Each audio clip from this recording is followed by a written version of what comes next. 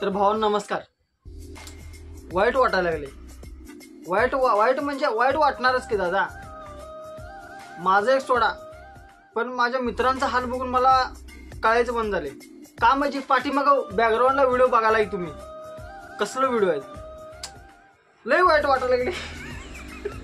त्यांचा हाल बघवला मला. काय पर्याय नाही त्यांच्यापाशी. का अशा धरून बसल्यात. आज लगीन होईल.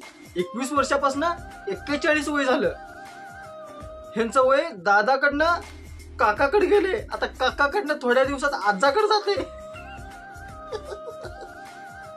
भावानं मला वाईट वाटायलंय तुमचं.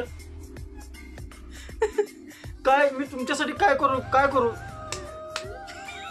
हे वरचा व्हिडिओ बघून माझ्या छातीत कळ्या यायला लागल्यात. आज काहीतरी होईल, उद्या काहीतरी होईल, हे आशा धरून बसलेत माझे भाऊ. आणि त्यांच्या संग माझं पण हाल चालले.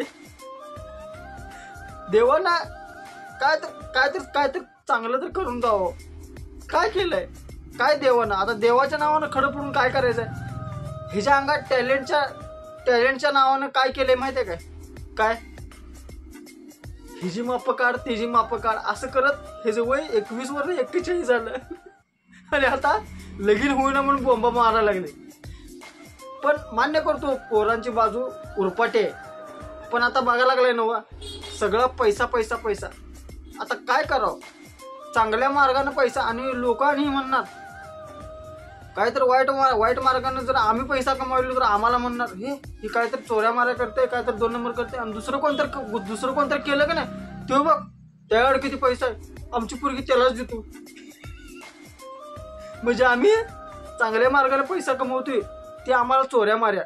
आणि जी कुणाला तर लोकांना टोप्या घालते, ही करते, ती श्रीमंत झालेलं असते, त्याच्या तेवढं गळ्यात बांधायचं. ती म्हातार वय त्या पोरगीच्या वयाचा असू दे, नाहीतर त्या बाबापेक्षा पण मोठा असू दे, त्याच्या तेवढं गळ्यात. मला वाईट वाटायला दादा, पण आमच्यापाशी पर्याय नाही. आम्ही कासराच घेतो तुमच्या समोर.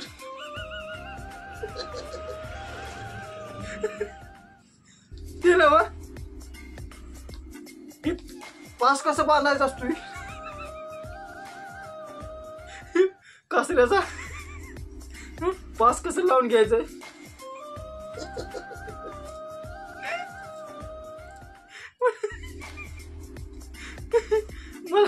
मला बघू ना दादा. हो ऐ ग,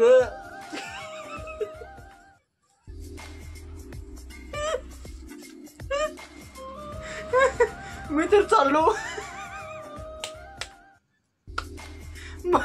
भावा मला माफ कर, मी तुझ्यासाठी काय करू शकलो नाही.